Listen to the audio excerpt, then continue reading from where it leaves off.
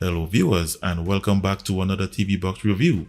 Today's TV box starts on one note, transforms and ends on another.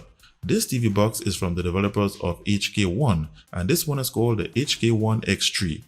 This model runs on the Amlogic S905X3 CPU on 4GB of RAM and you have the option of 32, 64 and 128GB of internal storage.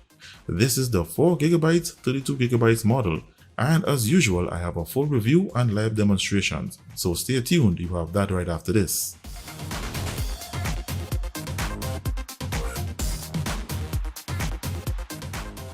Welcome back. So this is what's inside the box. You have the HK1 X3 TV box itself, an IR remote, one HDMI cable, a 5V 2A DC power adapter, and your user's manual. And now its design and ports. The body is made of plastic with a glossy surface and the HK1 branding to the top. It has one HDMI port, one RJ45 Ethernet LAN port, one optical audio port, one audio video port, one USB 3.0 port, one USB 2.0, and a micro SD card reader. To the front it has an LED display. And below the box you have some cooling vents. So I'll now set this up and continue. So I'm all set, and to start the box you have the HK1 series animation for a few seconds. Then you're taken directly to the launcher and there is no startup wizard involved. The launcher is generically basic, consisting of these large main shortcut buttons that cannot be changed and a shortcuts bar to the bottom. It has a cleanup button for freeing up system resources and it does not have a navigation bar or status bar. Features include 4K display up to 2160p at 60Hz, Dolby Vision settings, HDR display, HDMI CEC settings, wireless updates, and digital audio output options. There is no root switch, hardware monitor settings, Samba server feature, built-in screen rotation, navigation or status bar switch. In the app section, these are the apps that come pre-installed. The installed APK installers, file browsers, lots of streaming apps including Netflix and Amazon Prime Video, Miracast, the Google Play Store and a pair of YouTube apps. So I'll just take a moment to install some apps of my own needed to complete this review and continue. So I'm back, and before I continue, there is something I must bring to your attention. In attempting to install my apps from the Google Play Store, I encountered two issues. The first one is that Google Play services could not be updated from within the Play Store itself, which prevented me from installing any apps, and I had to use APK Pure to update it.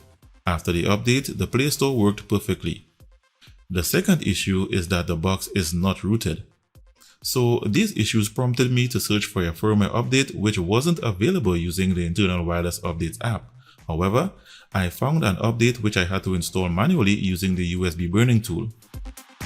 So this is the launcher of the updated firmware, and as you can see, the launcher has changed. This update did not fix the issue with Google Play services and I still had to update it using APK Pure, after which it worked perfectly on its own and I could install apps. The situation with root access also remained the same, where there's no root access. The good news is I found another firmware, which is a custom ROM that is said to fix all the issues. So I'll pause for a moment to install this custom ROM, and I'll also place links in the description to the updated ROM and the custom ROM for you to download. So I'm back, and surprise surprise, this is the custom ROM and it totally transforms the appearance and features of this box. First, you have the option of this launcher that carries the Zidu logo, so I would like to assume that the developers who created ZI UI may have had a hand in this one. And you have an alternative launcher called Home Square that presents a different style and additional features not found in the previous one. This one, however, is found on the Google Play Store, and to access all the additional features you have to pay a fee to activate it. So for the remainder of this review, I'll use the first one. In addition to the features already highlighted in the stock launcher, This one also includes a navigation bar and status bar without system controls. It also includes a hardware monitor feature and the option to enable or disable the navigation bar and status bar. And to top it off, in the device preferences under security and restrictions, there's a root switch. So for those who are interested in purchasing this box and installing this amazing custom ROM, see the link in the description directly below this video. So to continue where I left off, I'll take a moment to install some additional apps and continue. So I've successfully installed all my apps, and I would like to inform you that the stock remote works perfectly on this custom ROM. First, let's have a look at its system and hardware information. It shows that it runs on 4GB of RAM, and this is the remainder of the 32GB of internal storage after the Android installation and all the apps installed. The Bluetooth version is 4.0 according to the product description. The CPU, which is the Amlogic S905X3, is a quad-core Cortex-A55 CPU clocked at 1.9 GHz configured in 32-bit mode with support for only 32-bit ABIs, which limits it to only 32-bit applications. Its display is powered by the ARM Mali G31 GPU with a refresh rate of 60 Hz and OpenGL ES version 3.2, which is ideal for gaming. On the network, it shows that you have 5 GHz Wi-Fi support. The operating system is Android 9 Pie and it shows that the box is rooted. It runs between 60 and 70 degrees Celsius, which is a little above average, and it may require a cooling fan during 3D gaming. On the codecs, I can identify all the decoders for the playback of 4K videos such as H.264, HEVC, Dolby Vision and VP9 decoding. I can also identify one digital audio decoder such as DTS HD. So that's it for system and hardware information, and let's now take a look at some benchmarks. First, its RAM copy and internal storage read and write speeds. It has a RAM copy speed of 3238 MB per second. Its internal storage has a read speed of 41 MB per second and a write speed of 39. These scores are consistent with other S905X3 models. Next, its Wi-Fi bands and Ethernet LAN speed test. And it shows that you have maximum bandwidth on the 5 GHz band and on the LAN port, achieving 100% of my bandwidth. The 2.4 GHz band achieved 40%. So for maximum bandwidth, use the 5 GHz band and the LAN port. For those who have single band routers, the 2.4 GHz band will work just fine. Next is the Antutu benchmark score. The HK1 X3 got a score of 71,680. This score is also consistent with other S905X3 models. The Geekbench 4 CPU benchmark failed to complete its test cycle and continuously crashed, returning to the launcher, so I have no results to report. The final results are those from the 3DMark Geekbench GPU benchmark. The app shows that the box does not have Vulkan support, so it only qualifies for the iStorm Extreme test and the Slingshot test. And the results show that it got a score of 5,521 in the iStorm Extreme test and 508 in the Slingshot test. These scores are some good scores, but at the same time it's consistent with other boxes in its class. So that's it for the benchmarks, and let's now see where it places on the chart. So I've entered the scores on my rankings chart, and the HK1 X3 is at position 27 in reference to Antutu benchmark scores, placing it among similar models in its class. You can view this chart on my website in full spreadsheet format, where you can view the top TV boxes for 2020 along with price comparison links. See the link in the description below this video. But these are just benchmarks. Let's see how it performs in some live demonstrations. So with this new custom ROM, let's have a look at its root access information. And it shows that the box is rooted running on Android 9 operating system. The custom ROM comes with a root switch in the security and restriction settings, but when I try to disabling it, nothing happens. So it appears the root switch does not work even after rebooting. The good news is the box is rooted, so you can install all your apps without restrictions. Its DRM information shows that it has Google Widevine Level 3 with no HDCP protection.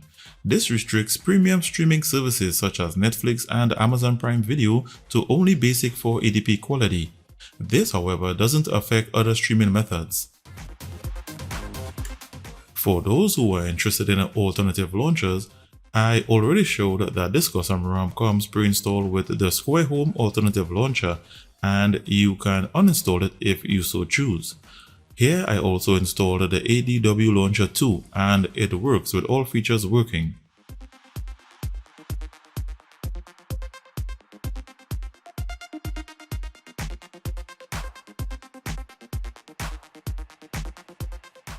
I also installed a screen rotation app, and I'm happy to report that you can rotate the screen 360 degrees.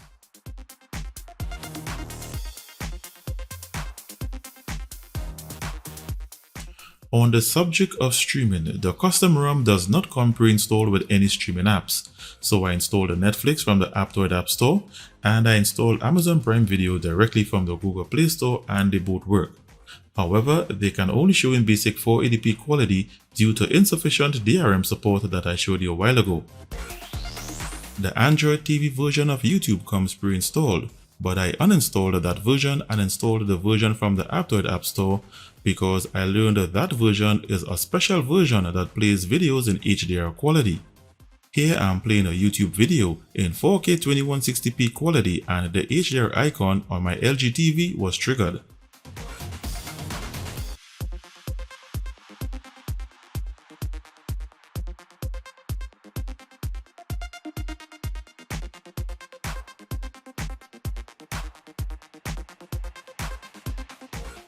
For mobile casting, the custom ROM comes pre-installed with the official version of Miracast, same as the original firmware.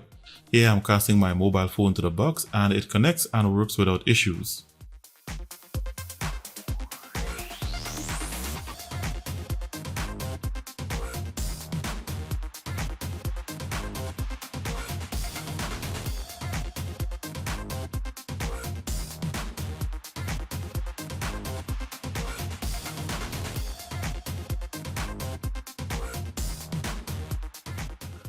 I also connected my webcam to the box to test if it works with social media apps, so I tried it with Skype, and it appears that Skype cannot access the webcam, so this may also apply to other apps such as Zoom and Facebook. I will now play some 4K videos in HDR format using the VLC player with audio pass-through enabled in the settings area to test for smoothness of playback and for HDR display.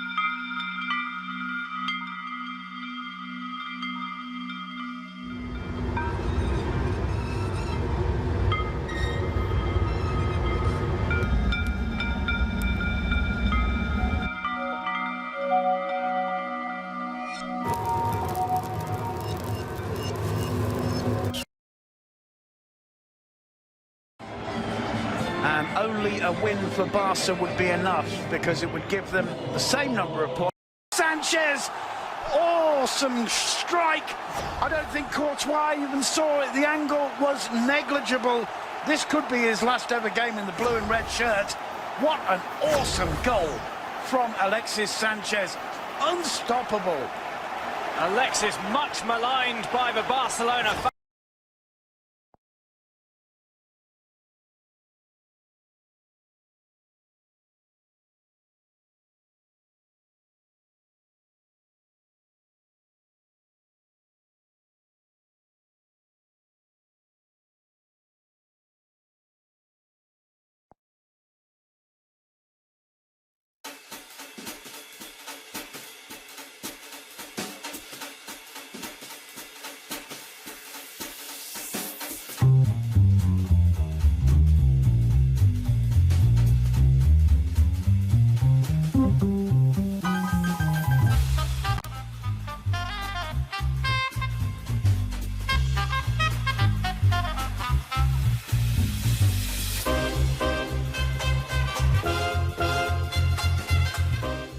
So the 4K samples played okay, the playback was smooth without any freezing, and the HDR icon was triggered on my TV during the playback.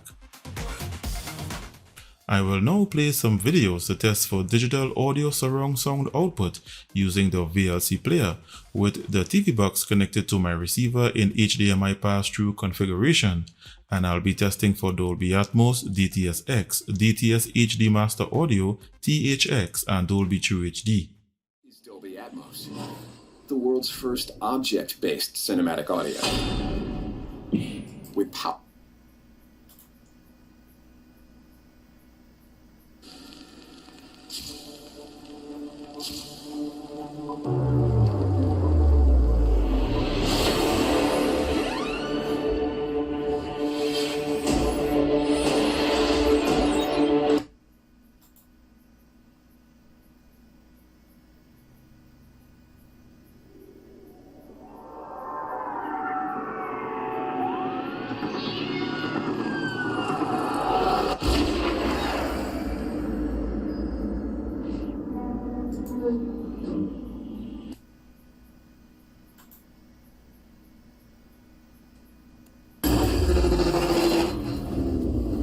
Juries, executioners, judges.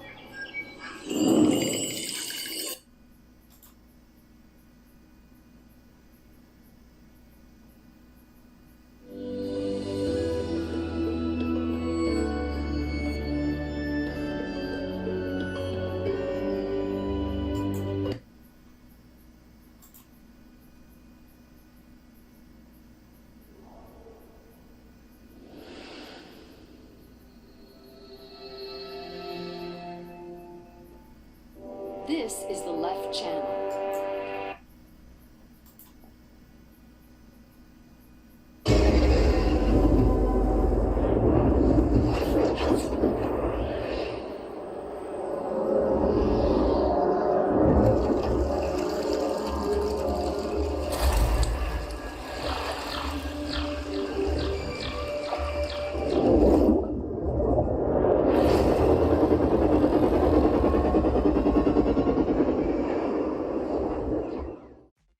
So this test shows that the HK1 X3 outputs Dolby Atmos, DTS-X, DTS HD Master Audio, and THX, but it does not output Dolby TrueHD.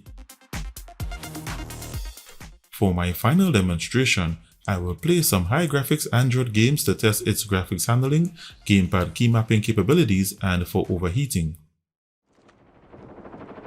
We've taken the lead. Enemy in sight! We tied for the lead.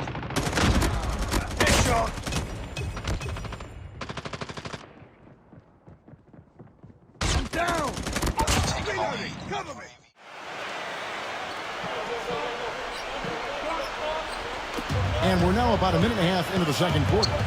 Here is Cook. Pass to Davis.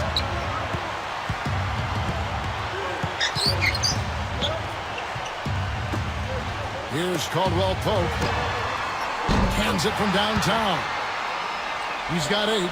Most any NBA player can make you pay when you leave them that wide open. That's why you have to stay alert on defense.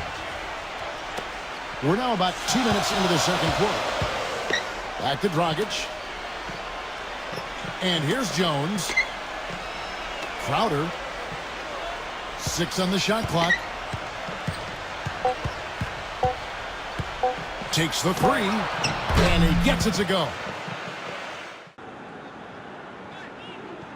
So what a stage for the players to take to here ahead of such an important game. If you're just joining us, we are already on the way. Chance to shoot. Chance! It's in! Now looking back at that, that's how you play on the counter. Quick and decisive and ruthless with the finish. I thought it was a stunning, stunning breakaway. Big occasion, big goal, crucial lead. Eriksson tries to get it forward quickly. No, that's not the ball he wanted. Goyos!